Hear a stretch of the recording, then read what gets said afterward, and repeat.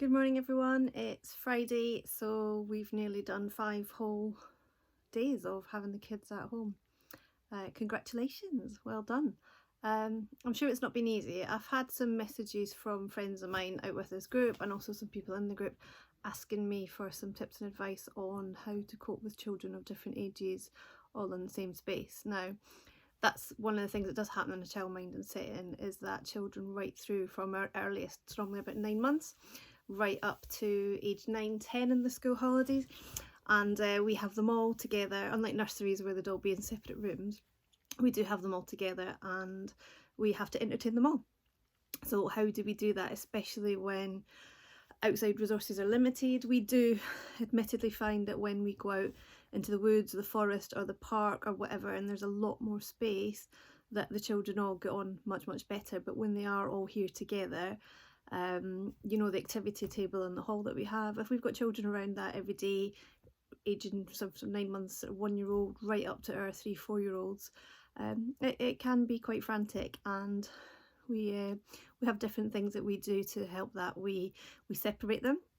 We take the older children off one at a time, or in small groups, to do more adult-led activities. Once children get to sort of 2-3, they have longer attention spans. They can sit with you, they can do puzzles, they're interested, they're motivated in rewards. You know, they enjoy praise for finishing a puzzle.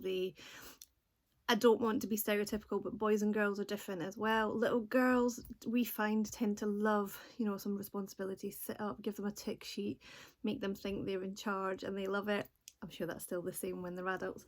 And little boys prefer to be left to their own devices to do stuff. Action heroes, they want space, they want to be, you know, role playing, fighting and things like this. But in this time, we just need to try and do the best that we can with the resources that we have. So yeah, Chloe and I use the phrase divide and conquer quite regularly.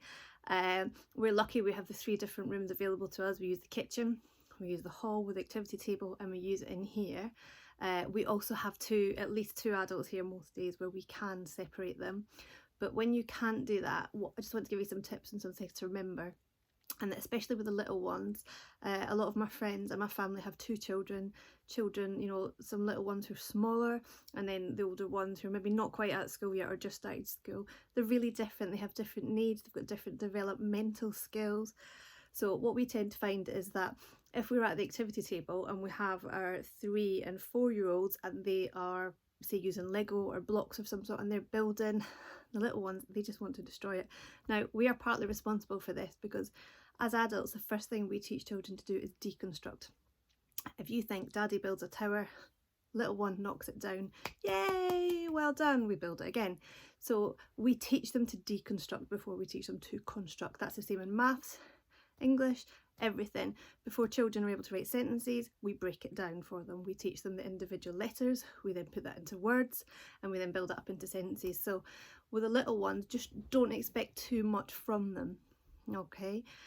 Your 1-year-olds aren't necessarily going to sit and spend ages doing a puzzle like your 3-4-year-olds.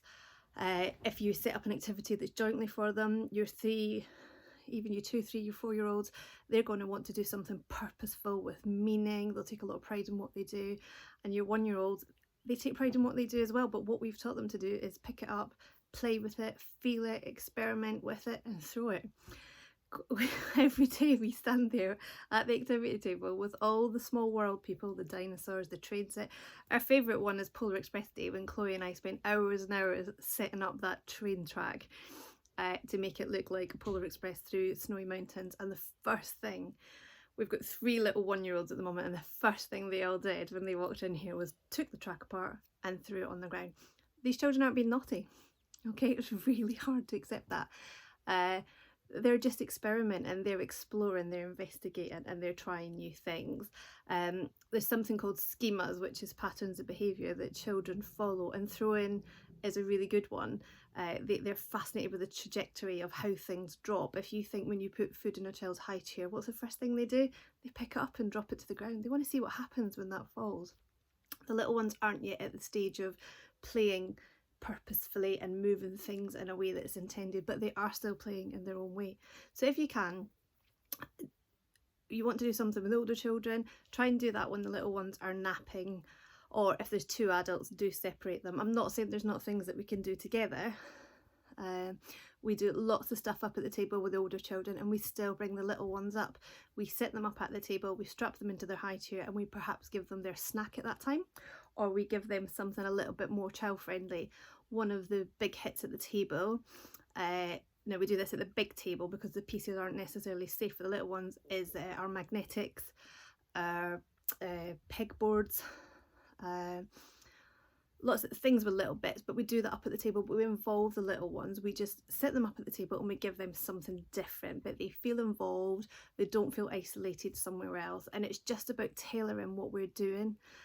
When the older children are drawing or painting, we just make sure that we give the little ones something they can still mark, make and be creative with, but we supervise them, because if you give a child a crayon, especially a 1-year-old, the first thing they're going to do is put it in their mouth.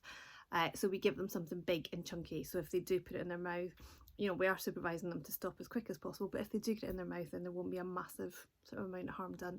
Or we give them something soft to play with, or something that we don't mind them throwing on the floor.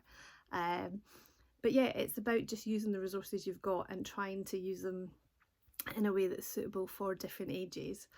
I keep coming into the playroom every day. I'm sat here now. If you could see the other side of this camera, it's not a nice tidy playroom. It is full of car seats, our forest school stuff, everything's in here. The last thing I would do at the moment is let any child in this room. It's just a mess, but by the time everyone comes back, it will be all neat and tidy and clean.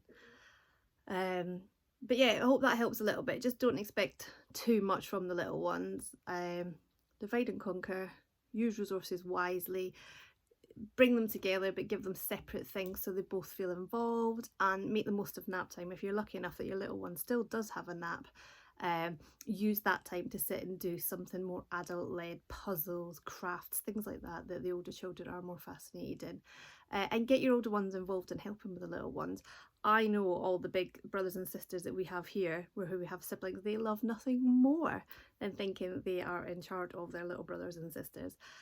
So get them involved. Explain to them that what they're doing might not be suitable for the little one, and that they're not doing anything wrong. They're not being naughty by throwing the things on the floor or knocking down a tower. Make it fun from them. Make that the purpose of the game. Let's build this tower so the little one can knock it down again. So make it about the process of building and the fun, and they know what the end of that's going to be, rather than let's build this beautiful tower, it's really, really great. Oh, here comes your little brother or sister and they're going to knock it down. Make that the game. Make it building to knock it down. Get them outside as much as possible. The more space you have around them, the less they'll sort of get in each other's faces. And hopefully we can all live harmoniously together while we're stuck at home. I really am missing all the guys, and even senior parents as well. I'm missing all you as well. I miss our daily little chats. So well done. We've survived a week. We've got 2 more before it's going to be reviewed. And I hope you're all enjoying the Facebook page. If there's anything you want in there, let me know. If anyone does want any tips or advice or anything, I am by no means a parenting expert, but we have had a lot of children through the door, and we've had lots of different experiences with different children. And yeah, we're here to help. Just ask. Okay, see you later, guys.